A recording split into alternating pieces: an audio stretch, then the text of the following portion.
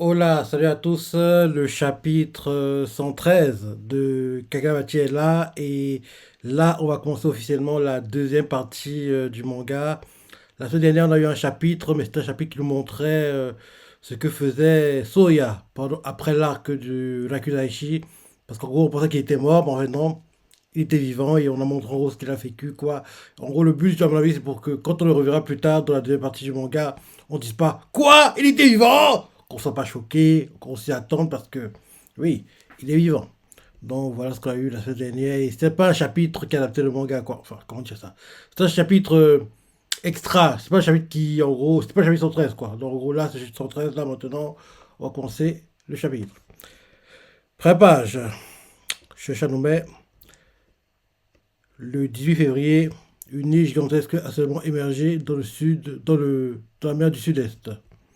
Autre message, retournons une vingtaine d'années en arrière. Ok, flashback. L'avoir tout fait. Un séisme historique a eu lieu 34 heures avant son apparition. On voit une île, Hirishima, Shiba, ok. Et là, là-bas, continue en disant, entre l'emplacement de cette île et Honshu se trouve Hirishima, dont la baie de Shiba, où l'on a trouvé un gisement de minerais inconnu jusqu'ici. Mhm. On a découvert que ce Datenseki réagissait à l'énergie occulte et produisait une énorme quantité d'énergie. Ouais.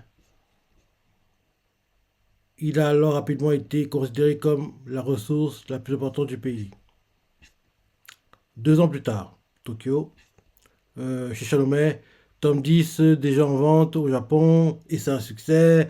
S'ensuit tome 11 prévu le 1er mai, vendredi au Japon. Ok. Donc oui, 2 ans plus tard, Tokyo. On montre quelqu'un qui fait. Est-ce que une autre fait? Oui. Le Daten c'est qui? Et ici, chapitre c'est Pierre. Et là, en gros, on voit des gars qui ont en gros récolté. On voit des gars qui ont récolté le Daten c'est qui le regardent quoi. L'un de fait. Il est minuscule, non? Un autre fait. Ce morceau est largement suffisant pour rayer une ville de la carte. Du moins, si, si on le maîtrise bien. Même le gouvernement ne sait pas encore bien se servir de ce minerai. Un autre fait. Dire qu'un sorcier de la trempe a fini dans cet état. Et le gars qui parle en premier fait. Ouais, j'aurais dû demander 2 millions de plus. Le gars qui parle en premier fait. T'es tombé nez à nez avec un sbire du gouvernement? L'autre gars répond fait. Non. Le prix qui parlait fait. Hein? Alors, qui t'a fait ça? Personne n'est aussi fort que toi pourtant. Et les gars disant, Hirishima a tout été une île déserte. Le gars qui a été attaqué fait. Non, il y a des gens. J'avais entendu dire que le gouvernement galérait à extraire la Tetseki sur cette île soi-disant déserte. Je sais maintenant pourquoi. C'est probablement des humains, mais ils sont un peu différents des sorciers. Ce sont des assassins envoyés par le petit pays. Le gars qui pose la question fait. Le petit pays, le préfet. Et quand tu parles du pays, tu parles de l'île géante qui est seulement apparue près des côtes d'Hiroshima. Des gens y habitent, mais le gouvernement a dit qu'il n'y avait que des plantes aquatiques qui ont muté là-bas. Le gars qui répond aux questions fait. Pardon, c'est ce qu'il disait au début, oui. Depuis, le gouvernement il ne laisse filtrer aucune information. Personne, parce que personne ne sait ce qui s'y passe. Ok. On voit l'île, quoi. On montre l'île. Un bateau s'approche. Les gars sur le bateau font. On ne peut plus avancer. On refait. Il y a un problème. Le préfet. Oui, on ne peut plus bouger. C'est finalement impossible. Et là, le gars qui est attaqué fait. Cette île est entourée d'une puissante barrière qui empêche toute approche depuis une certaine distance. On ignore ce qui s'y trouve depuis son apparition soudaine il y a 2 ans. Cependant, la flotte qui enquête sur l'île a vu plusieurs fois des silhouettes, euh, des silhouettes semblables à des humains aller et venir. Ce sont les assassins que j'ai croisés. Ceux qui écoutent font l'un d'eux fait. Il y a des gens sur l'île qui a émergé. Un autre fait. Et donc, pourquoi il appelle le petit pays? Le gars qui est attaqué fait. C'est qu'une hypothèse, mais même si cette île est grande, elle ne doit accueillir qu'une ou deux villes. Depuis 2 ans, sa puissante barrière empêche l'entrée de tout étranger. Des personnes normales ne pourraient pas mettre ça en place. Ses habitants ont simplement une intelligence bien supérieure à la nôtre.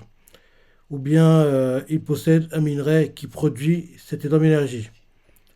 Ils ont aussi du Dadeseki sur leur île. Et la civilisation de haut vol leur permet de bien utiliser. C'est mon hypothèse.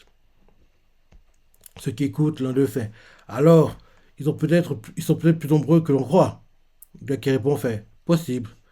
Le gars qui pose la question fait derrière. Si, mais quoi? Si jamais c'est le cas, pourquoi aurais-tu besoin d'envoyer des assassins? Le gars qui répond fait. Parce qu'ils ne veulent pas que le Japon mette la main sur la puissance minerai. Le gars qui pose la question fait. Mais pourquoi les habitants de l'île auraient-ils besoin de se cacher? Ce qui répond fait. Ils doivent se préparer. Ils viennent du fond de la mer. Alors ils doivent s'habituer à la lumière du soleil. Ils doivent aussi s'entraîner à se battre sur la terre ferme. Ils font sûrement des exercices militaires à l'heure où l'on parle. Le gars qui pose la question fait. Ils se préparent. Le gars qui répond fait. Oui. À faire la guerre. Mhm. On voit un autre cas. Si la discussion en blond, il fait. Vous avez fini de papoter? On dirait Shiba. On dirait Shiba. Oui, c'est Shiba, c'est Shiba. Et là, derrière, le gars qui répondait aux questions fait. T'es qui, en gros? Daleda. Il fait. T'es qui? Et là, l'autre qui répondait fait. Garde. On voit qu'ils ont cette Shiba. Ils encerclent, ils mettent des. Genre, en gros, leur katana au cou. Il a encerclé de toutes parts. En gros, il peut rien faire, quoi. Ils font. Ne bouge pas. D'un coup, Shiba se téléporte. Il fait oups, j'ai bougé. Et là, d'un coup, ils sont choqués, quoi. Et Shiba, on voit Valsese qui attaquer, quoi. Il les éloigne de ceux à qui il veut parler. Et là, derrière, il regarde le gars qui a été attaqué, quoi, qui racontait l'histoire. Il lui fait, t'es drôlement calme. Et là, le gars qui est attaqué lui fait, et toi, t'es Togo Shiba. Dans ce cas, dans ce cas, tu sais que tu peux pas me battre. Et, et là, le gars fait merde. T'es le garde de la famille Soga. Un clébard du gouvernement alors que t'es un sorcier. Et là, on voit que quelqu'un arrive quoi dans la pièce. Un gars qui a lié à Shiba apparemment. Il s'appelle Mashiro. Shiba le fait. Mashiro, tabour. Et le gars fait. Mashiro fait. Shiba, mais qu'est-ce que vous fichez? Et Shiba lui répond. Je lui écrase la trachée et je le crame. Et Mashiro lui répond, n'abuse pas trop, n'abusez pas trop s'il vous plaît. Veuillez ne pas te tuer, on doit l'interroger. Shiba répond derrière, il a déjà bien ouvert sa gueule. Il a dit craindre une guerre contre le petit pays. Et Mashiro fait, quoi? Il sait tout ça? Alors arrêtez de mettre votre grain de alors arrêtez de mettre, si tu vas parler. Alors arrêtez de mettre votre grain de sel. Derrière Shiba, il fait la voix off quoi, il se dit dans sa tête. Le petit pays est apparu il y a 2 ans. Depuis, il y a des accrochages avec ses habitants à cause du minerai Chirishiba. Ils ne viennent pas nous affronter frontalement. Ils nous entravent juste par petits groupes. Ils veulent simplement nous empêcher d'extraire le minerai. Pour l'instant, pour l'instant. Derrière, après s'être appelé ça, Shiba fait ouvertement la guerre. Notre boulot, c'est de nous préparer pour toute éventualité. Derrière, il se dit dans sa tête, le Daden Seki, le petit pays, ont fait surface au même moment. Les deux sont clairement liés. Derrière, regarde le Daden Seki récupéré par le gars qui parlait au départ, quoi. Il tient, il regarde et il fait, on doit d'abord en apprendre plus sur cette pierre. Il prend son téléphone, il appelle quelqu'un et fait, c'est Shiba. Quelqu'un répond, fait, Shiba? Et la mission? Shiba fait, Terminé. Qu'est devenu ma demande? Le gars à l'autre bout du fil fait. Eh bien, c'est pas passé. Je sais pas ce qu'il fait. Quoi? Le gars lui fait. Je t'ai dit, cet homme est trop jeune. Et puis c'est pas. Et puis ce n'est qu'un bois à rien de forgeron qui ne répond jamais au téléphone, non? Ah, donc en gros, là on nous montre comment Shiba est entré en relation avec le père de Chihiro apparemment. En vrai c'est ça. Parce qu'il parle d'un forgeron qui ne répond pas au téléphone, donc je pense que c'est le père de Chihiro. Donc en gros, à cette époque-là, Shiba et lui ne se connaissaient pas encore. Donc le gars au téléphone fait. Je te l'ai dit, cet homme est trop jeune. Et puis, c'est qu'un bois à rien de forgeron qui ne répond jamais au téléphone, non? Le gars continue à parler, il fait. On ne peut confier la ressource la plus importante du pays à un type comme lui. Surtout qu'on parle d'un secret d'État. On a déjà engagé un forgeron de confiance pour nous conseiller sur ce minerai. On voit que Shiba n'est pas content. Et là, il continue de faire. On va avancer les recherches avec l'équipe de scientifiques. Et Shiba fait. Alors qu'ils n'ont fait quasiment aucune avancée en 2 ans, le gars répond. Ça prouve que c'est difficile. Bref, désolé, mais c'est non. Et Shiba fait. Compris, je vais faire un petit détour avant de revenir. Le gars lui fait. Ok. Et là, quand en gros Shiba veut raccrocher, le gars fait. Attends, tu vas pas! Il raccroche. Machiro fait. On va faire un détour. Et Shiba fait. Je vais lui montrer le latin c'est qui. Et là, on change pas de vue, on voit une forge, quelqu'un frappe, frappe, frappe. On voit pas qui c'est pour le moment, mais le décor fait penser à la maison de Chihiro. Et là derrière, la voix nous fait. Ah, retour au présent! Retour au présent apparemment. Retour au présent quoi. On met la guerre c'était. On voit Chihiro qui en gros est forgeron. Ou bien c'est son père quand il était plus jeune, je sais pas. Non, c'est Chihiro. Non, c'est son père plus jeune parce que oui. Ils se ressemblent, quoi, peut-être père et le fils, entre guillemets. Donc, en gros, on va le père de Chihiro, quoi, qui en gros, forgeron de jeune à l'époque. On met la guerre Seitei, arc narratif. Et là, on met Kuishige le forgeron. Et... Quoi? C'est la fin du chapitre! Elle était rapide, là!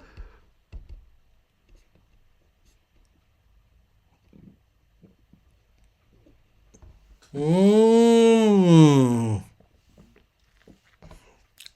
L'arc sera long.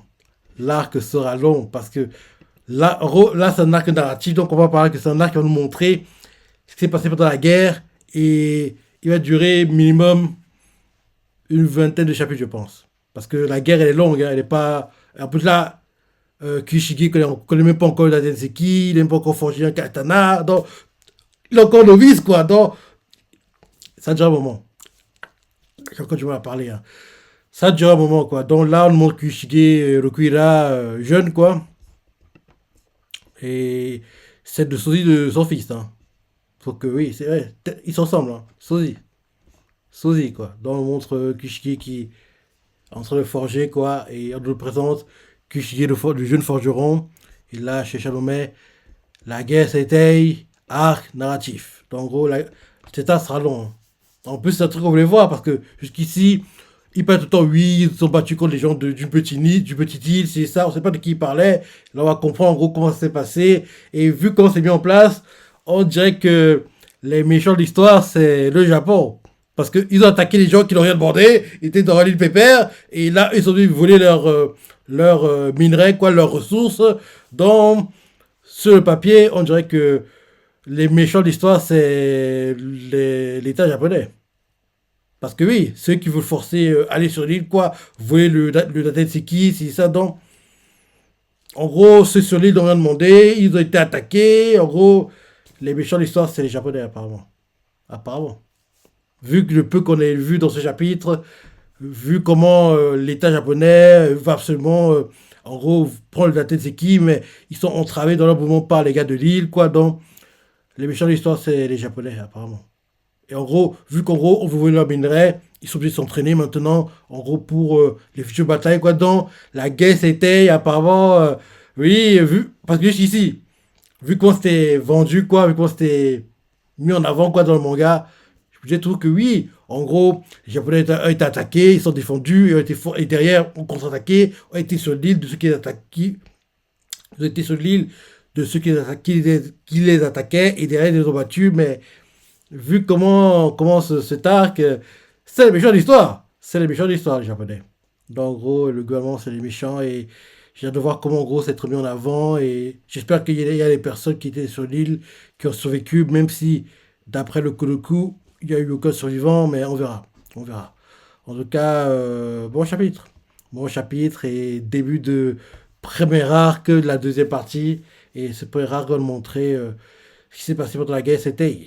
Donc, on va voir le père Chihiro, gamin, comment il va devenir forgeron de génie, comment Shiba lui sont connus, ils sont du pote, c'est ça. Comment Chihiro va naître, même peut-être, en gros, la rencontre avec sa femme, Chihiro qui naît, ce qui arrive à sa femme, ce genre de choses. Donc, il sera long, hein, il sera long cet arc, hein. Et j'ai hâte de voir ça parce que c'est quelque chose qu'on attendait depuis un moment. Et là, on va enfin voir la guerre, c'était quoi, ce qui s'est passé, comment on est arrivé à la situation qu'on vit actuellement dans le présent, pourquoi, oui, les choses sont comme ça, ce sera sympa. Donc, bon chapitre, et oui, comme je dis hier, quand je m'en parler, hein, ça va mieux, mais c'est frustrant parce que tu dois parler lentement, mais quand je dis un chapitre, j'ai tendance à vouloir aller vite, mais ouais. Donc là, exemple, Kushige, le jeune forgeron, je déjà lentement, bien la guerre de Seitei, narratif, je déjà lentement, je ne peux pas aller rapidement parce que si je vais rapidement, je vais bâcher des mots et ce que je dis va être incompréhensible. Malheureusement, ça met du temps. Mais les maisons dit que je dois juste en gros parler, parler, parler, parler, parler et avec le temps, les choses sont devenues normales et je trouve ça c'est trop lent quoi, c'est trop lent, c'est frustrant mais je dois passer par là. Mais je rappelle que début janvier, mi-janvier, je ne peux pas du tout parler, quoi. C'était, même quand toi, j'avais pas fait de live action la semaine où, en gros, je suis tombé malade quand j'ai eu le problème. Mais là, de semaine en semaine, ça va mieux. Mais je suis pas encore au niveau où j'aimerais, quoi. Je suis pas encore au niveau où j'aimerais, mais on va y arriver avec le temps. Et je me dis que Grand Max, fin mars, ouais, Grand Max fin mars, ça devrait aller, ça devrait être de nouveau normal, quoi. Mais ça met du temps, ça met du temps et c'est frustrant de galérer pour parler alors que, oui, j'ai tout parlé, quoi. C'est trop bizarre comme sensation, quoi. En gros, quand tu parles, les mots ne sortent pas comme tu veux, c'est la frustration. Bref, bon chapitre et j'ai hâte de lire la suite, comme toujours. Dis-moi ce que tu as pensé, les passages préférés, laisse des commentaires, like et... Allez, salut!